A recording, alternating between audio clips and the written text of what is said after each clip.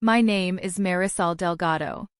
I am 31 years old, and for most of my life I believed that if I worked hard enough, quietly enough, and long enough, my family would eventually see me clearly. I was wrong. I want to tell you what I did for a living before I tell you what my parents told people I did, because the distance between those two things is where this whole story lives. I owned a residential property management company. Not a big flashy operation with glass offices and a lobby receptionist. A lean, profitable business I had built from the ground up over 7 years. Starting with a single rental property I managed for a retired teacher named Mrs. Kwan, who paid me $300 a month to handle her tenants, her maintenance calls, and her lease renewals. By the time this story takes place, I managed 43 residential properties across 2 counties in the greater Phoenix area. I had 2 part-time employees, a bookkeeper I trusted completely, a licensed contractor on retainer, and contracts with 4 different property owners who between them held assets worth just under $9 million. Though my own cut, the management fees, the leasing commissions, the inspection revenue, came out to between $340,000 and $390,000 a year, depending on turnover. I want you to hold that number. Not because I am proud of it in the way people perform pride, but because of what my mother said about me at my sister's engagement dinner, and what it cost her when one person at that table already knew the truth. My office was the second bedroom of my apartment in Tempe. I had a standing desk, 2 monitors, a filing cabinet with color-coded folders for every property, and a whiteboard on the wall where I tracked vacancy rates, pending maintenance, and upcoming lease expirations. On the corner of my desk, I kept a manila folder. The active one, whichever portfolio I was currently working, because I had a habit, going back to the years when I did everything myself, of carrying the current file with me everywhere. If something came up, I wanted it in front of me. That folder would matter later. I worked from 6 in the morning until sometimes 8 at night. I ate lunch at my desk most days. I answered tenant calls at midnight about broken water heaters. I drove to properties on Saturday mornings to meet contractors because no one else would. If any of this is sitting close to something in your own life, the one in your family who keeps building things no one bothers to look at, stay with me because this is the part most people never see coming. My business existed in spreadsheets, in signed contracts, in bank deposits that cleared every first of the month, in the trust of people who handed me the keys to their most valuable assets and expected me not to lose them money. I did not have a storefront. I did not have a sign on a building. That invisibility was, I would come to understand, exactly why my parents found it so easy to erase me. I grew up in Scottsdale, the kind of neighborhood where the houses had terracotta roofs and the front yards were xeriscaped with river rock and saguaro, where every family on the block seemed to have a clear story they told about themselves. The Garcias down the street had a dental practice. The Romeros' 2 houses over ran a car dealership their father had started. My family had my father's commercial landscaping company, Delgado Grounds, which he had built into a genuine operation over 30 years. City contracts, HOA accounts, a fleet of trucks, 12 full-time employees by the time I was in high school. My father, Ernesto, was a man who understood labor the way some men understand scripture, as the only real measure of a person. He was not a cruel man in any simple way. He was a man who had decided, somewhere along the way, that he already understood everything about everyone in his family, and that understanding had frozen in place sometime around 1998 and never thawed. My mother, Gloria, was warmer in her surface register and colder in her mechanics.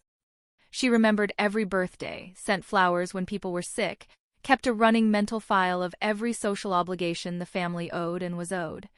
She also kept a running file of what each of her daughters represented to the outside world, what story they let her tell at dinner parties, at church, at the hair salon on Friday mornings.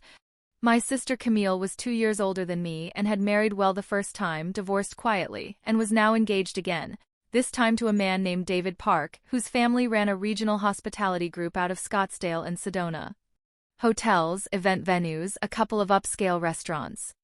The Parks were the kind of family my mother had spent 20 years maneuvering toward without ever quite arriving, and Camille's engagement to David was, in my mother's accounting, the thing that finally got them there. I was the other daughter. I had stopped expecting a seat at the center of my family's story a long time ago. What I had not stopped expecting, foolishly I now understand, was basic accuracy. Not celebration. Not credit. Just the absence of an active lie. That expectation was what my parents dismantled, one dinner at a time, until the night they did it in front of the wrong person. My apartment was 22 minutes from my parents' house, a distance I had chosen deliberately when I moved out at 24. Close enough to show up when it mattered. Far enough to have a life that was mine. I drove over for Sunday dinners when I could, sat through the meals, listened to my father talk about Delgado grounds and my mother talk about Camille, drove home, and went back to work. I had my bookkeeper Priya, who sent me voice memos at 7 in the morning and made me laugh. I had Mrs. Kwan, who still called me on the 1st of every month just to check in. I had 43 properties and the specific, quiet satisfaction of knowing that every single one of them was running the way I had designed it to run. What I did not have was a family that knew who I was. The engagement dinner was held on a Thursday evening in late October at a restaurant in North Scottsdale. Linen tablecloths, a wine list on heavy cardstock, lighting warm enough to make everyone look their best, noise level low enough that every word at the table carried. David's family had flown in his parents and his aunt, a woman named Linda Park, who had driven down from Sedona where she oversaw the event venue side of the family business. There were 12 of us total, David and Camille, his parents Richard and Susan, Aunt Linda, 2 of David's cousins who were polite and quiet, my parents, my mother's sister Tia Rosa, who had driven up from Tucson, and me. I had worn a dark green dress I owned for client meetings. I had driven myself. I had arrived exactly on time and found the Parks already seated, already warm, already the kind of people who stood up when a new person arrived at the table. Susan Park shook my hand with both of hers. "You must be Marisol," she said. "David has told us you're the practical one in the family." I smiled and said it was wonderful to meet her, and I took the seat my mother pointed me to, at the far end of the table between Tia Rosa and one of David's cousins. The dinner moved the way those dinners move, toasts, appetizers, the specific performance of 2 families deciding they like each other. My father talked about Delgado grounds with Richard Park, who was gracious about it. My mother talked about the wedding venue with Susan, who had opinions she offered carefully. Camille was luminous the way she always was in social settings, her hand on David's arm, her laugh arriving at exactly the right moments. I was talking quietly with Tia Rosa about a property issue she'd had with her landlord in Tucson. She'd asked me before dinner started, and I was walking her through what her lease actually said about maintenance obligations, when I heard my mother's voice shift register. It was a shift I knew. She had a social voice and she had a performance voice, and the performance voice was slightly louder, slightly rounder in its vowels, projected just far enough to land at the center of the table. "Marisol is our," she paused in a way that was not a natural pause, "other daughter." She smiled at Susan. "She's independent. Very much her own person." I set down my fork. Susan nodded pleasantly. "What does she do?" "She cleans houses," my mother said. "Not she works in property management. Not she runs her own business. Not even a vague she's in real estate, which would have been imprecise but at least directionally accurate. She cleans houses." The table did not stop. The conversation did not crater. My mother said it with the specific warmth of someone offering an explanation rather than an insult, the register that makes cruelty invisible to everyone except the person it lands on. Susan said, "Oh, that's lovely, good, honest work," which was a kind thing to say and made it worse. My father, who had been mid-sentence with Richard, looked over at me briefly, and I saw in his face that he had heard what my mother said and that he did not intend to correct it. I squared my hands in my lap and I said nothing. Tia Rosa beside me made a small sound. I did not look at her. The conversation moved on. Camille was talking about florists. David was refilling his father's water glass. Linda Park, who had been quiet through most of dinner, was looking at me from 3 seats away with an expression I could not fully read in the warm light of that room. I picked up my fork and finished my appetizer. Later, between the main course and dessert, my father made his own contribution. Richard Park had asked, politely, the way you ask questions at engagement dinners to keep things moving, whether both daughters had followed their father into business. My father laughed. It was a real laugh, not a cruel one, which somehow made it worse. "Camille married into it," he said, nodding at David with the satisfied look of a man approving a transaction. "Marisol," he He shook his head slightly, still smiling. We've given up on that one. We've given up on her. Said the way you say she never did get the hang of parallel parking or she always burned the rice. A small, affectionate dismissal. A nothing statement. Except it was said to the family my sister was marrying into, at a table of 12 people, and my father had not looked at me once while he said it. My throat tightened, that specific contraction just below the jaw that comes before tears I was not going to allow. I reached for my water glass and took a slow drink and set it back down precisely in its ring on the tablecloth. Linda Park's eyes were on me again. I noticed it this time. She was not looking at me with pity. She was looking at me with recognition. The particular way a person looks at someone they already know something about, fitting pieces together. I did not understand it yet. I filed it. Dessert arrived. My mother squeezed Camille's hand across the table and said something about the wedding venue. My father and Richard were back to talking about landscaping contracts. I ate my dessert and answered every question anyone asked me and gave nothing away. When the dinner ended and we were all standing in the restaurant's entry foyer waiting for cars, Linda Park crossed the room and stopped in front of me. She was a small woman, maybe 60, with the specific kind of composed energy that belongs to people who have run operations for a long time. She looked at me for a moment without saying anything. Then she said, quietly, so that it did not carry to my mother 3 feet away, "You're Marisol Delgado." It was not a question. I said yes. She nodded once, slowly, and then her eyes went to my mother, who had not heard, and then back to me. She said, "I thought so."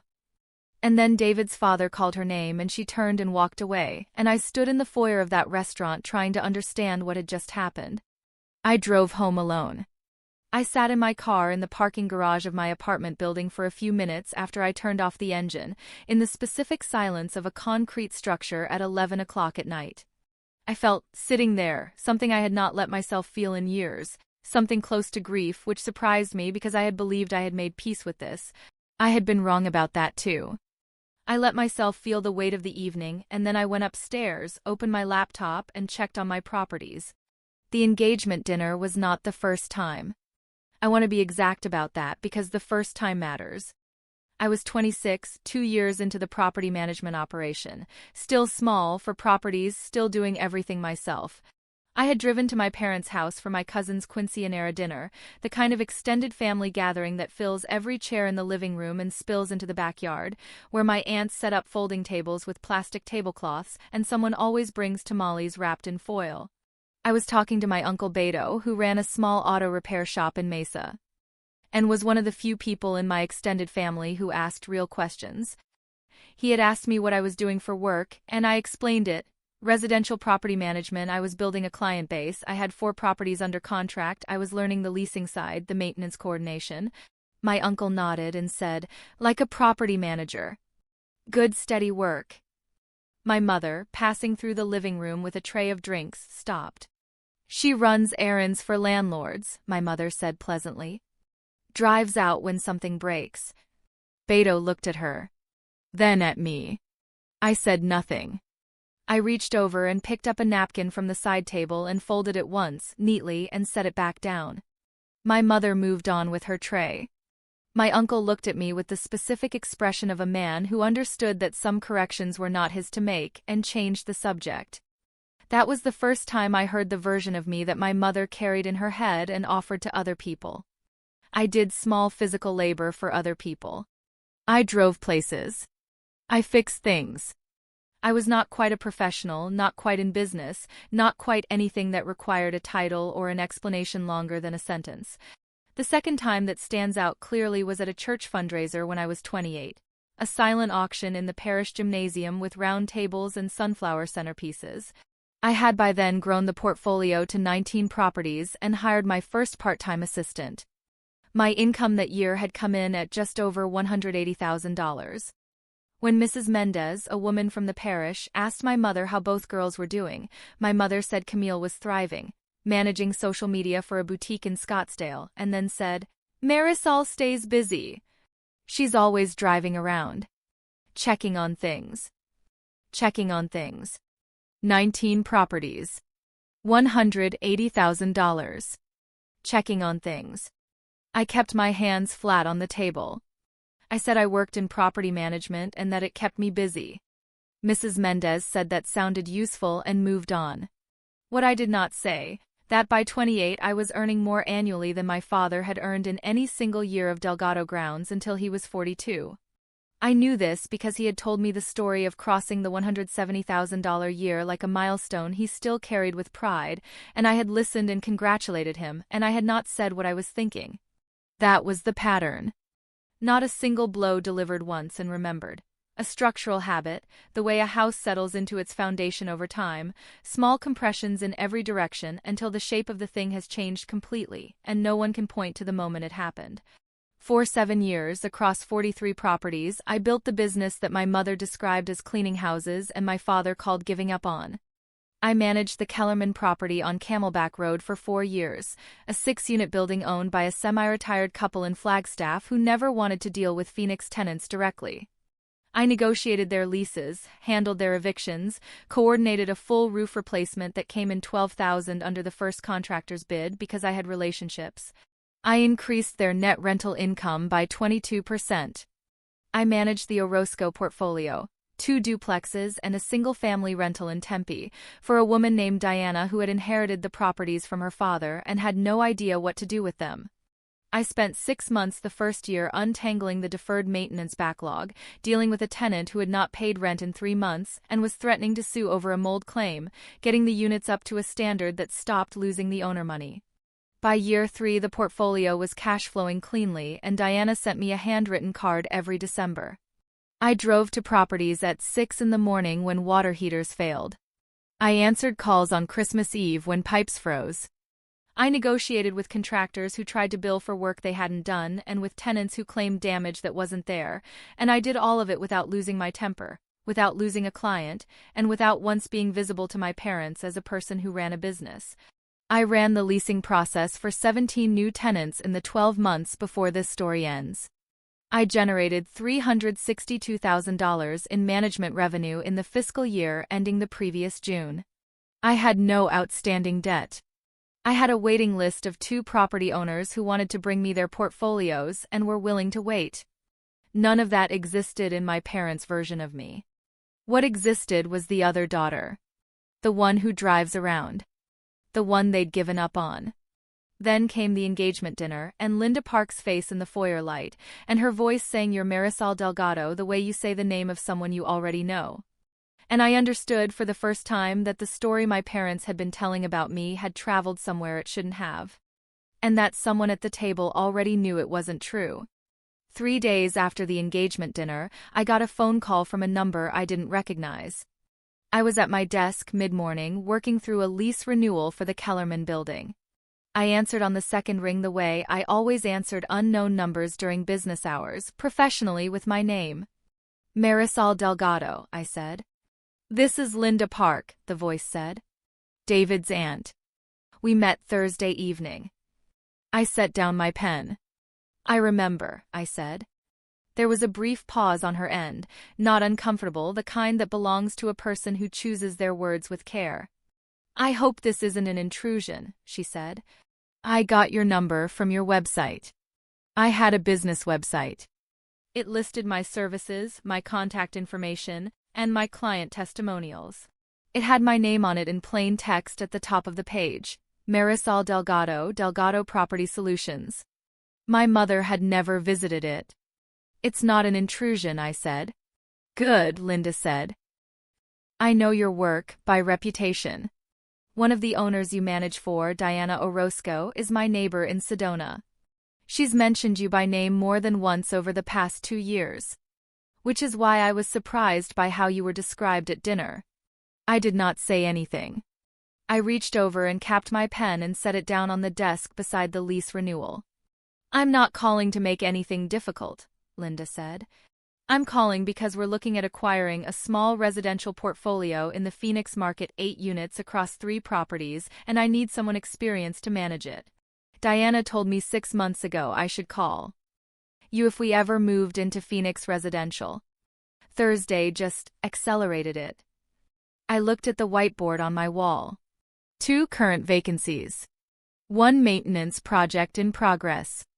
A waiting list with 2 names I had been managing carefully because I did not want to overextend.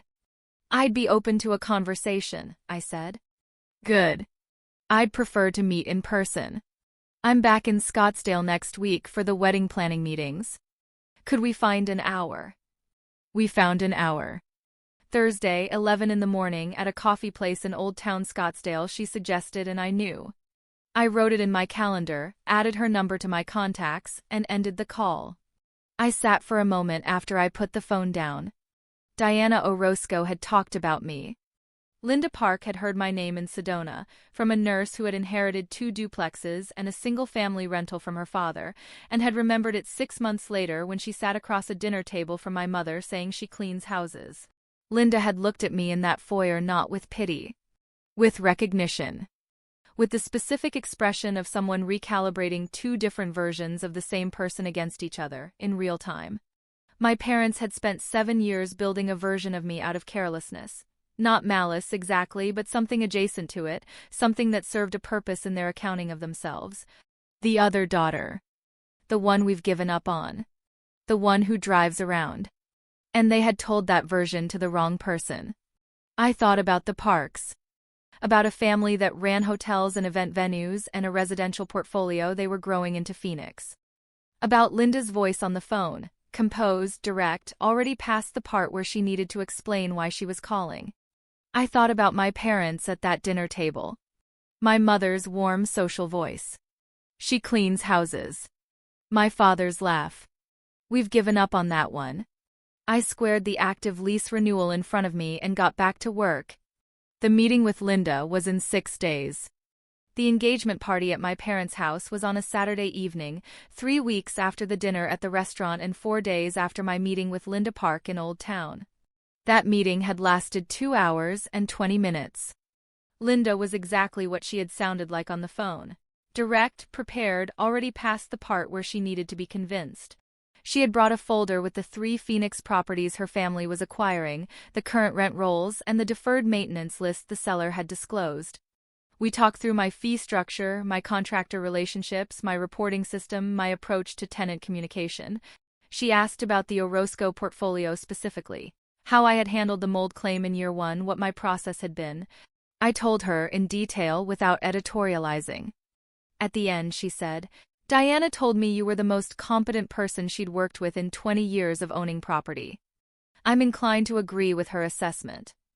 I said I appreciated that and that I would send her a formal proposal by end of week. I sent it Thursday. She signed the management agreement Friday morning. I had not told my parents.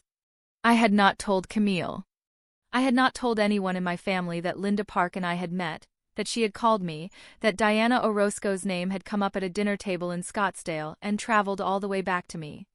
I drove to my parents' house on Saturday evening in the same dark green dress.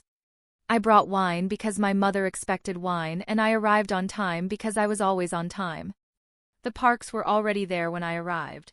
Richard and Susan in the living room with my father, Linda at the kitchen island talking with my mother, while my mother arranged the cheese board she always made for guests she wanted to impress. Camille and David were on the back patio, his arm around her shoulders, both of them easy and warm in the way of people who have already decided on each other. My mother saw me come in and waved me toward the kitchen. Come help, she said, which meant stand here and look busy while I talk. I set the wine on the counter and said hello to Linda. Linda looked at me with the same composed expression she'd had in the foyer of the restaurant and in the coffee shop on Thursday and said, Marisol. Good to see you again. My mother glanced between us. You two have met? We have, Linda said pleasantly.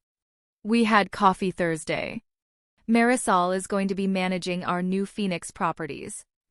The cheese board went still under my mother's hands. I'm sorry. My mother said. We're acquiring a small residential portfolio here in Phoenix, Linda said, her voice exactly level. I've been looking for someone to manage it for about 6 months. Diana Orozco, my neighbor in Sedona, has been recommending Marisol since the spring. We formalized it this week. My mother looked at me. I looked back at her and said nothing. I reached over and straightened the row of crackers on the board, aligning them with the edge. Marisol manages properties? My mother said. The question was directed at me, but her voice had taken on the specific quality of a person being corrected in public and not yet certain how to receive it. 43 of them, I said. 46 as of next month, with the park portfolio. My father had appeared in the kitchen doorway. I did not know how long he had been standing there. Linda, my mother said carefully, I think there may be some confusion. Marisol does maintenance work. She helps landlords with. Gloria. Linda's voice was not unkind, but it was final. I've reviewed her management agreements, her client references, and 3 years of financial reporting on one of her active portfolios. I've spoken with Diana Orozco at length. I signed a contract with Delgado Property Solutions on Friday. I don't think there's any confusion. The kitchen was quiet. Richard Park had appeared behind my father. Camille and David had come in from the patio. I heard the glass door slide, felt the shift in the room. I put my hand into my bag and took out the folder. I set it on the counter between my mother and Linda. Management agreement, I said. Signed copy with the Park family's acquisition properties attached. Fee schedule, scope of services, reporting structure. I placed the second document beside the first. This is the Orozco portfolio summary, 3 years of reporting. Net income increase, maintenance project log, tenant retention rate. I put the third sheet down. Diana writes me a card every December. I have them scanned. My father had walked fully into the kitchen. He was looking at the documents on the counter. My mother had not moved.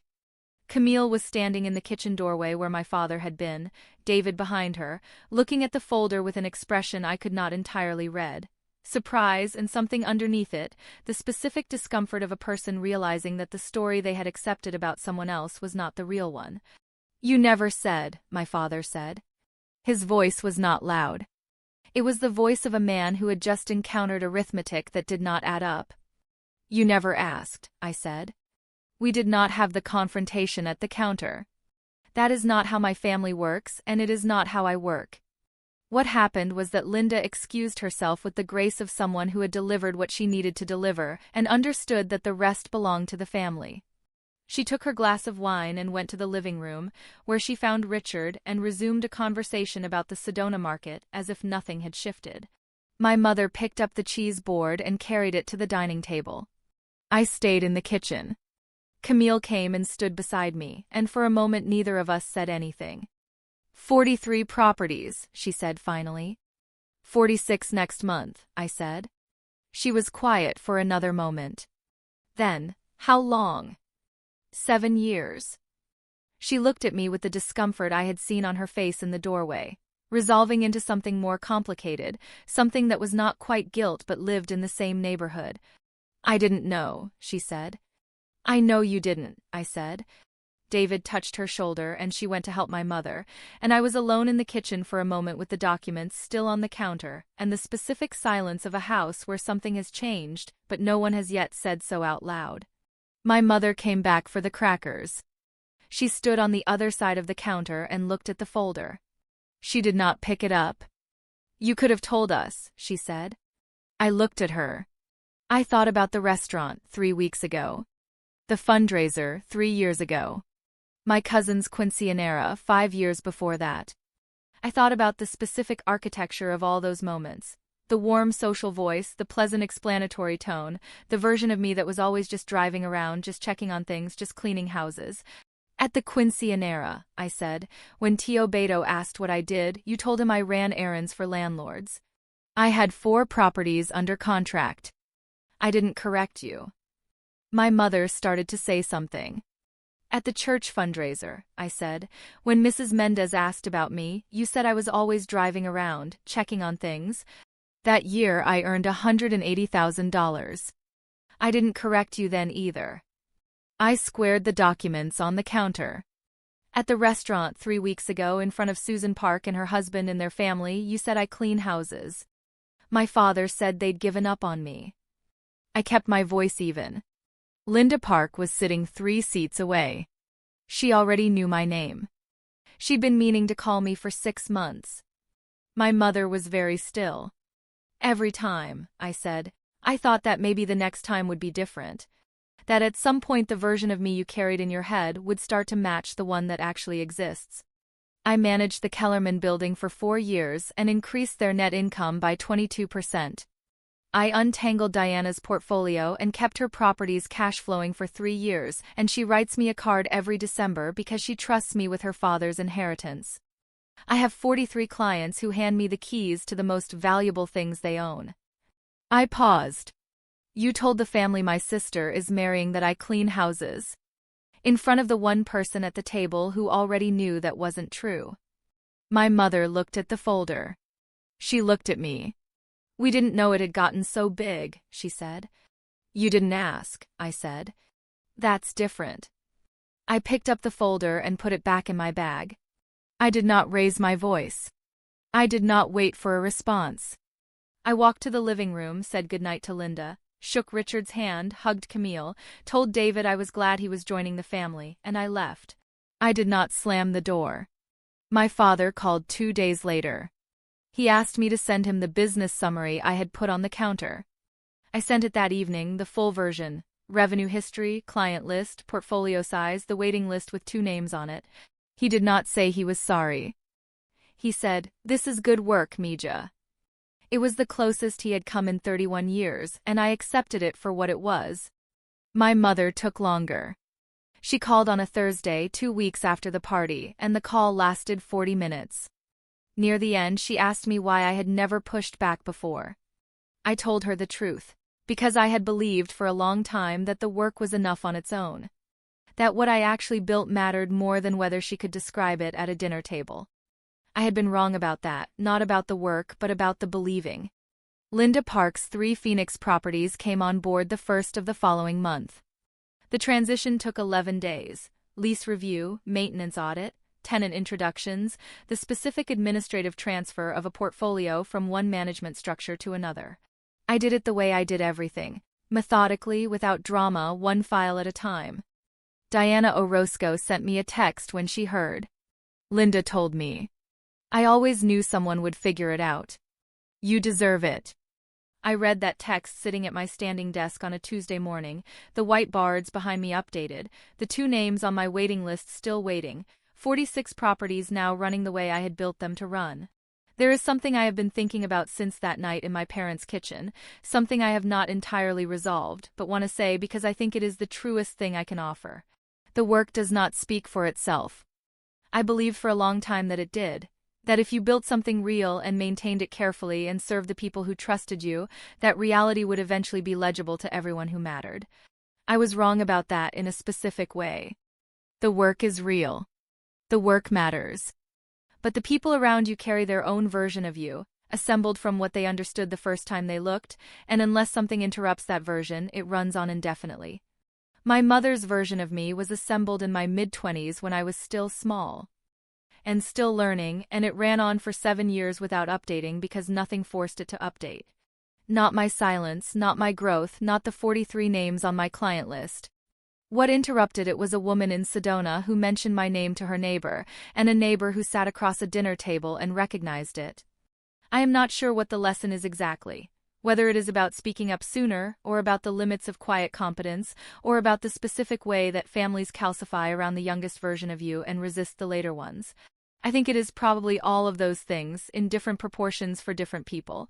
What I know is this: the version of you that other people carry is not yours to perform for them.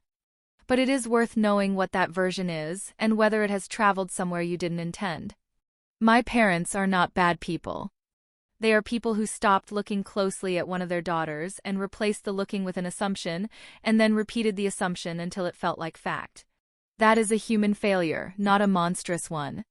It cost us years, and it cost them a kind of knowledge about me that they are only now beginning to recover. I hope they do. The Parks came to the wedding 6 weeks later. Linda sat at a table near the front. We nodded at each other across the room, the small acknowledgement of 2 people who have conducted business and found each other competent, and I thought about the foyer of that restaurant on a Thursday night in October, and her face in the warm light, recalibrating. That is where I want to leave this, in that moment of recalibration. Because it is a thing that can happen. The version that has been running on assumption can meet the actual thing and update. It takes longer than it should. It requires someone else to hold the truth long enough for it to land. But it can happen. If this story sat close to something in your own life, share it with someone who needs to hear it. The quiet ones are building things, even when no one's looking. This story is a work of fiction created for entertainment purposes. Names, characters, and events are entirely fictional, and any resemblance to real persons or situations is coincidental.